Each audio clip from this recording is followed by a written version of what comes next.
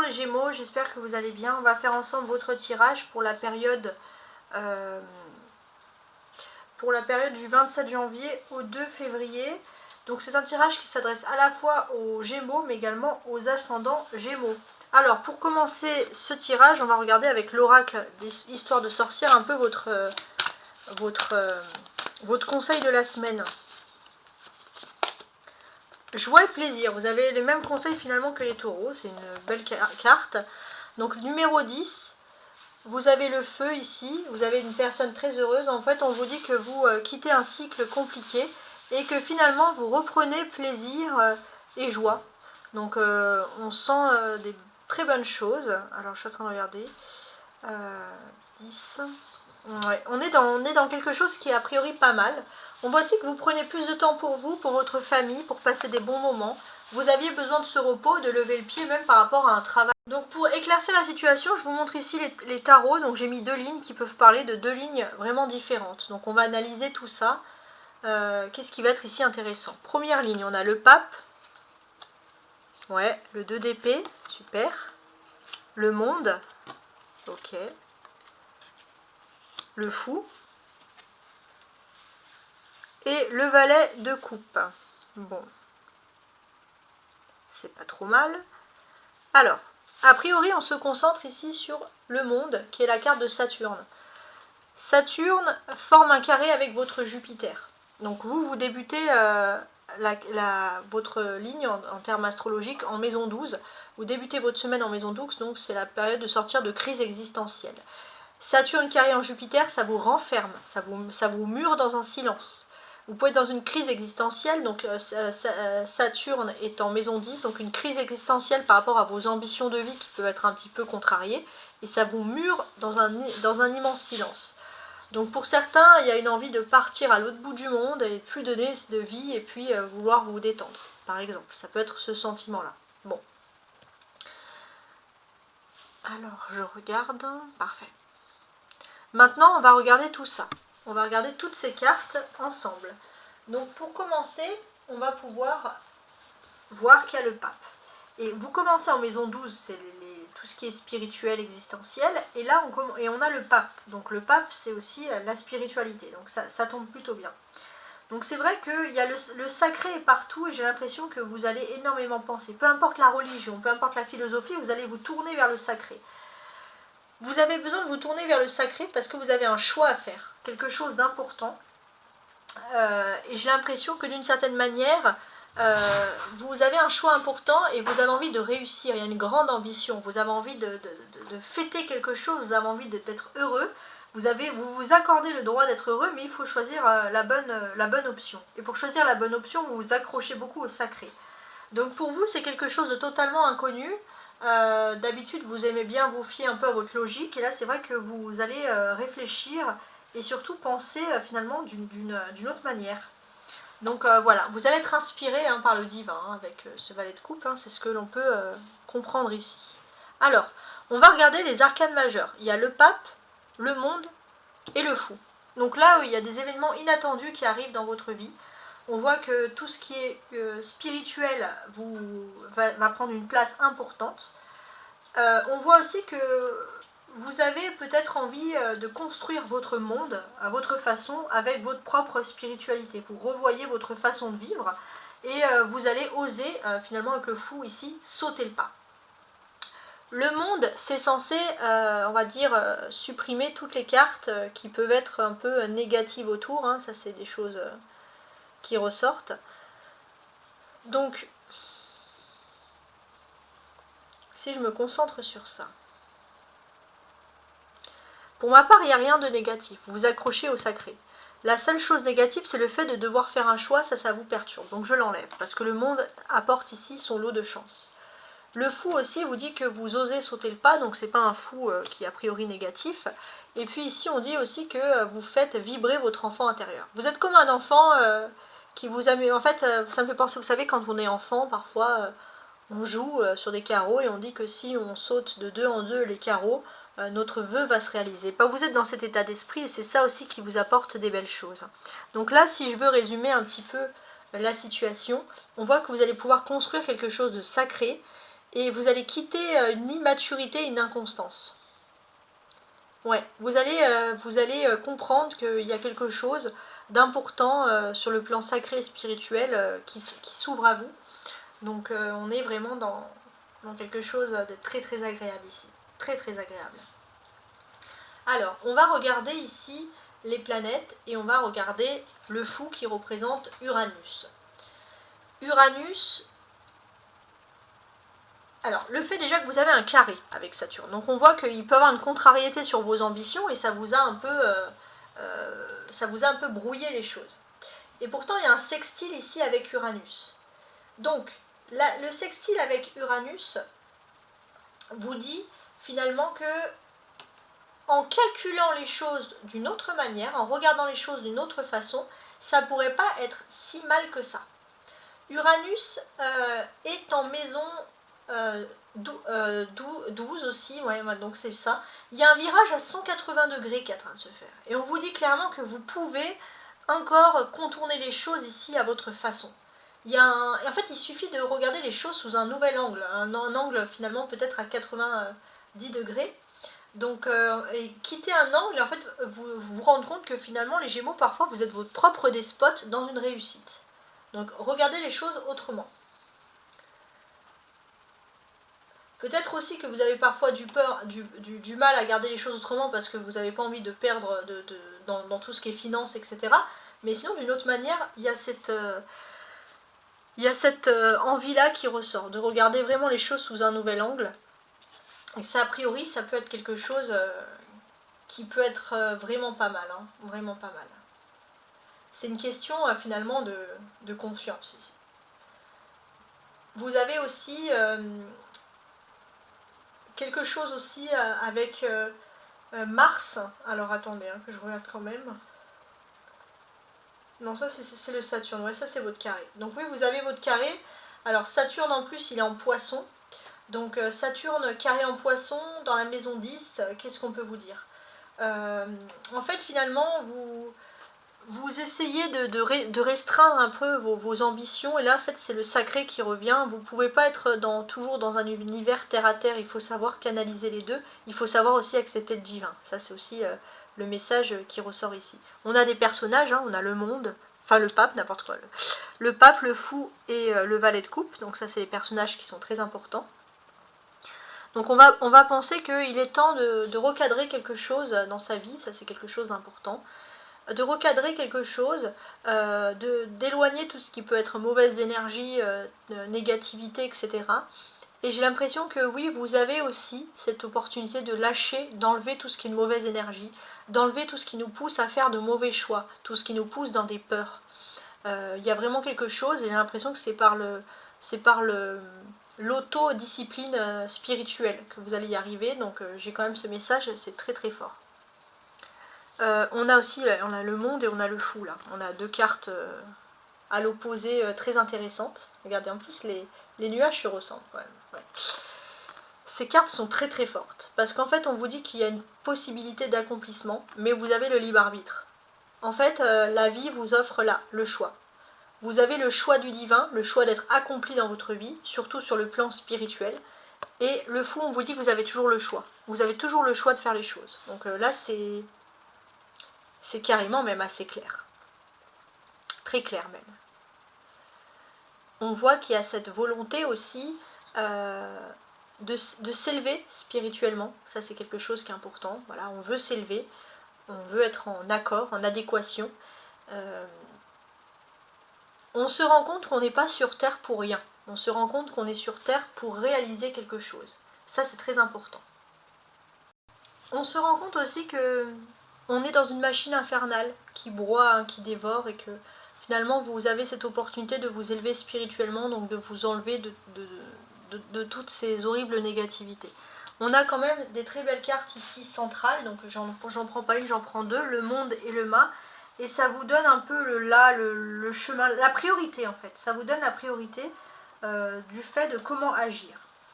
Pour moi, le temps il est à la fête, à la joie, vous allez pouvoir commémorer un événement heureux, mais c'est un événement important, ça peut être un mariage, un baptême, une fête, mais c'est un événement important qui va vous pousser quand même vers le sacré. Donc c'est pas rien. Et en fait, pour vous, j'ai l'impression que vous allez vous poser des questions. Est-ce que je fais la fête pour l'amusement et la distraction qui ne servent à rien, ou est-ce que je fais la fête pour me rapprocher spirituellement, pour m'élever spirituellement? Peu importe, je précise la religion, la spiritualité. Donc il y a des questions très importantes sur le domaine, et je pense que vous allez énormément réfléchir à ça, mais ça va être du positif, parce que le monde, ça vous offre une chance magnifique. Alors maintenant, on va regarder les cartes dessous, voir si elles ont autre chose à nous fournir ici. Alors on a le 9 de coupe, l'as d'épée, très bien, le roi d'épée, donc ça va parler, hein. Le 6 de bâton et le diable. Alors, que je comprenne bien, vous êtes signe d'air cette semaine, et en tant que signe d'air, il y a une occasion à saisir.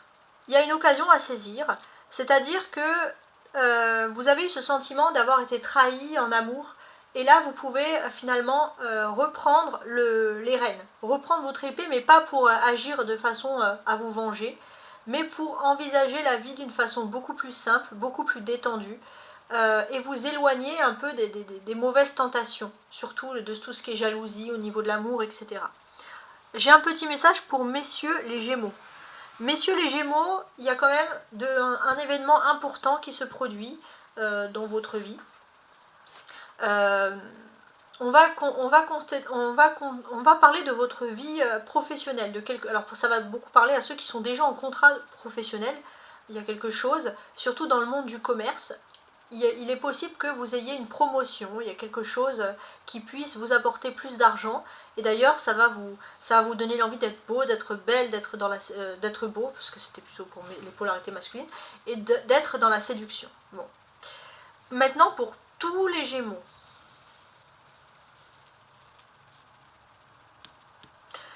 Depuis la semaine dernière, on est entré dans la nouvelle lune en Verseau. Une nouvelle lune en Verseau, c'est une lune qui va nous pousser à mettre en avant, à mettre en place nos idées novatrices. Donc vous, j'ai l'impression que vous avez beaucoup de toxicité autour de vous et vous êtes dans un environnement très terre-à-terre et ça ne vous pousse pas à l'évasion. Donc il y a cette volonté un petit peu de sortir de ça pour profiter et ne pas gâcher un peu ces énergies ici lunaires. Donc ça, c'est quelque chose qui ressort. Ouais. Voilà, donc c'est un des messages. Sinon, vous allez avoir une période de rire, de joie. J'ai l'impression que vous allez rire, vous allez être assez heureux. En fait, vous allez être dans le positivisme par rapport à un contrat, quelque chose, sur le plan juridique ou administratif qui va vraiment être ici en votre faveur. D'ailleurs, ça va vous placer number one, vous allez vous sentir bien. Et comme je vous l'ai dit, il y a toujours ce côté séducteur. Vous allez vraiment vouloir vous mettre en avant, vous allez avoir une confiance en vous très importante. Et ça, je pense que surtout du lundi au vendredi. Hein. Mais bon, après, ça peut concerner d'autres périodes. Ok. On a ici des épées. Donc les épées ici, ça représente les défis dans votre vie. Voilà, donc les défis sont assez importants parce que vous êtes face à une nouvelle entreprise, quelque chose qui démarre pour vous d'important. Ça peut être un contrat, ça peut être des papiers, etc. Il y a une victoire, une sorte de notoriété culturelle, il y a quelque chose d'important. Et on peut vous dire qu'il y a un homme incorruptible par rapport à une affaire qui peut vous apporter son soutien. C'est une personne qui pense que vous êtes dans la bonne voie, que vous avez une bonne idée. Avec l'as d'épée, il y a le commencement, pour ma part, d'un nouveau contrat. D'un nouveau papier, de quelque chose qui est très intéressant pour vous et qui surgit pile poil en fait. C'est un contrat qui peut vous apporter la possibilité quand même, on ne va pas l'ignorer, de gain qui est assez important. Avec le personnage du roi d'épée, on va regarder un peu ce qu'il en est.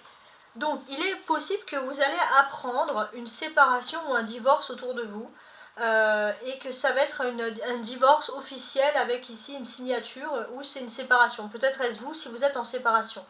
Mais en tout cas, il y a l'officialisation des choses. On voit aussi que vous rentrez dans une période où il y a des démarches professionnelles ou administratives qui vont être ici facilitées grâce à l'aide que vous pouvez recevoir. Donc voilà, vous allez plutôt être très satisfait. Le diable, ici, en arcade majeure, il vous invite à ouvrir les yeux sur une situation qui a priori peut être quand même toxique. Donc en fait, vous vous faites beaucoup de soucis et d'inquiétudes, hein, c'est ce que l'on peut constater, Pourtant, votre fortune, que ce soit professionnelle ou matérielle, votre chance dans ce domaine est assurée. Et il faut vraiment sortir de cette énergie toxique et négative, parce qu'on dirait qu'à chaque fois que vous avez de quoi être heureux, bah vous avez des basses énergies.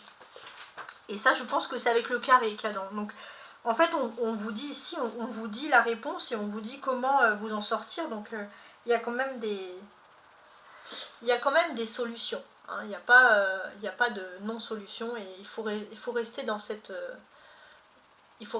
optique, hein, que rien n'est fatal en tout cas. Et d'ailleurs, on a quand même des cartes très précises ici qui vous disent comment agir avec priorité, etc. Où mettre la priorité. En parlant de priorité, on va s'intéresser à la carte centrale, donc le roi d'épée. Donc en fait, j'ai ce sentiment que vous avez toujours cette idée que vous allez être victime, entre guillemets, d'un mauvais présage. Et en fait, on vous dit de sortir de ça. Parce que si vous n'êtes pas dans l'optimisme, vous êtes toujours dans le pessimisme, ça ne va pas aller. Et j'ai l'impression qu'il faut juste ouvrir les yeux et en plus, vous pourrez trouver plus facilement la joie et les plaisirs, comme le disent cette carte-là. Donc c'est quand même très intéressant. Bien. Alors je pense aussi que cet élan spirituel qui va vous aider justement à sortir d'un mauvais présage ou de cette envie, de cette impression de mauvais présage, c'est avec l'alignement planétaire. Ça, c'est quelque chose que je pense ressentir. Donc maintenant, ce que je vais faire, c'est que je vais ranger les cartes et on va regarder les cartes du dessous et je vais vous expliquer exactement leur fonctionnement en fait. Hein. Donc ouais. Alors je suis en train de ranger, donc ça c'est parfait. Tac.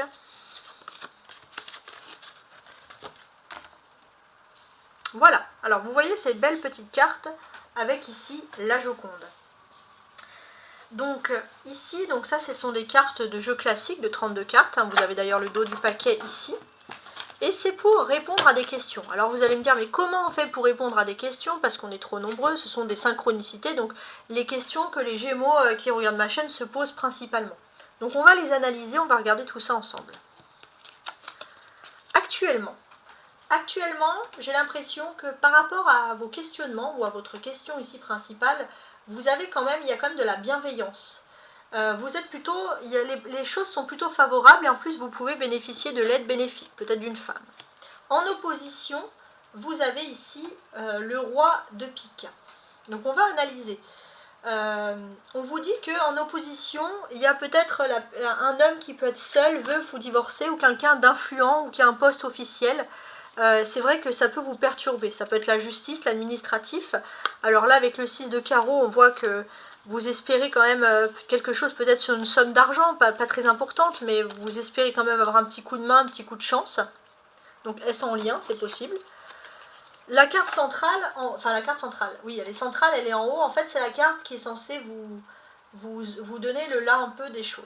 En fait, on vous dit qu'il y a peut-être une personne qui manque de loyauté envers vous et il faut faire attention à tout ce qui est bien personnel. Hein, on vous dit que vous faites très attention et c'est vrai qu'il y a un blocage par rapport à des papiers et ça vous agace.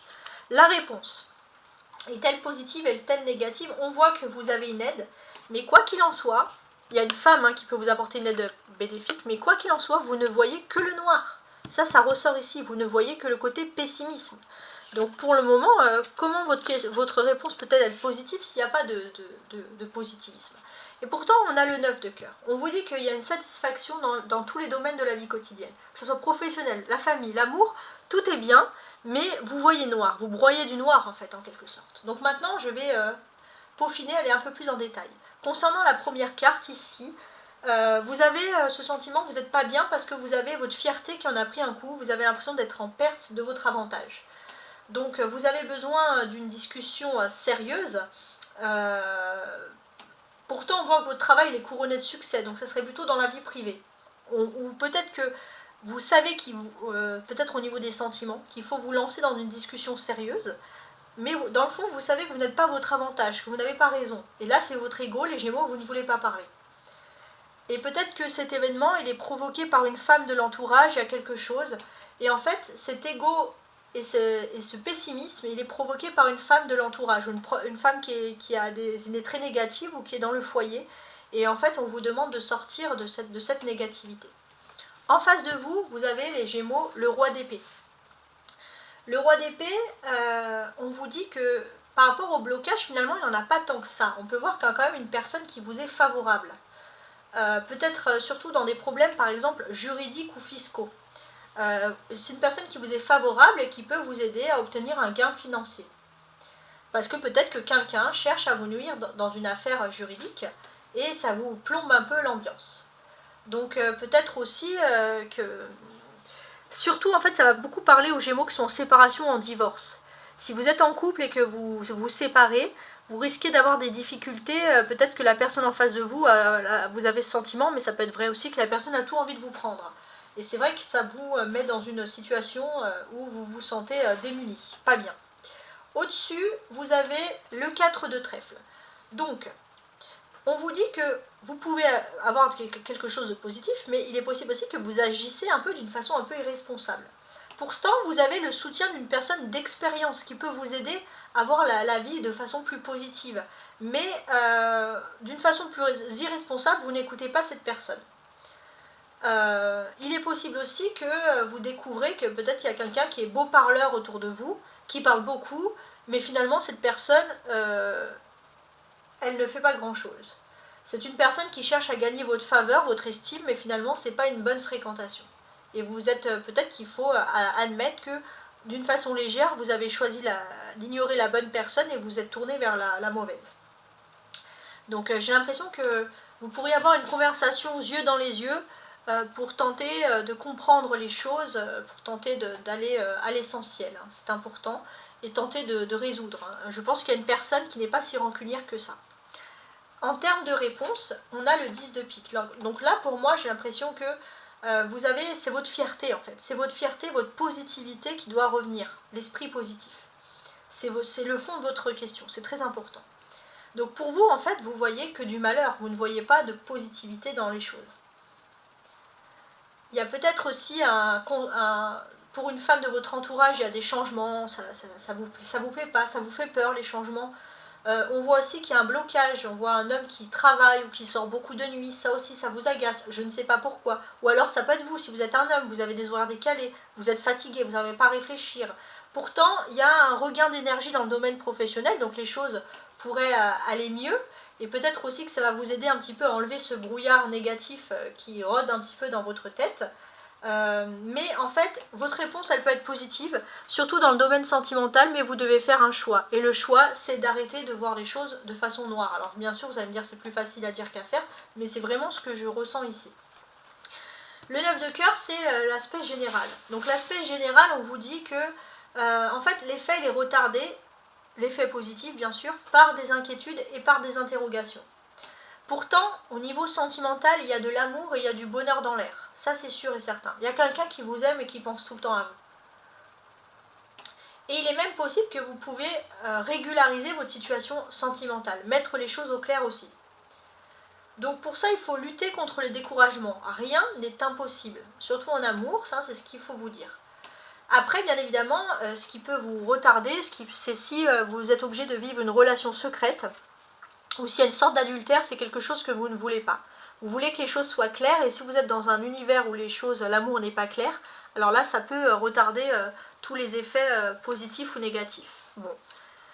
Les Gémeaux, j'espère que vous avez apprécié ce travail. N'hésitez pas à consulter votre signe ascendant, votre lune, mais également votre Vénus. Voilà. Pour avoir plus de messages. Vénus pour avoir plus de messages en amour si vous voulez avoir plus de questionnements, par exemple avec ce jeu-là. Donc ça c'est Vénus. La Lune par rapport à tout ce qui est émotionnel, parce qu'il y a quand même des changements sur le plan pour vous spirituel, donc regardez bien votre Lune. Et puis l'ascendant qui peut apporter d'autres messages, notamment dans l'activité ou dans les branches professionnelles, parce qu'on a quand même parlé de réussite. Quoi qu'il en soit, votre objectif, il peut être atteint, c'est la joie et le plaisir. Mais comme je vous l'ai dit, c'est le libre arbitre. C'est à vous de choisir, si oui, sinon, vous devez accepter tout ça. Voilà, au revoir et très belle semaine.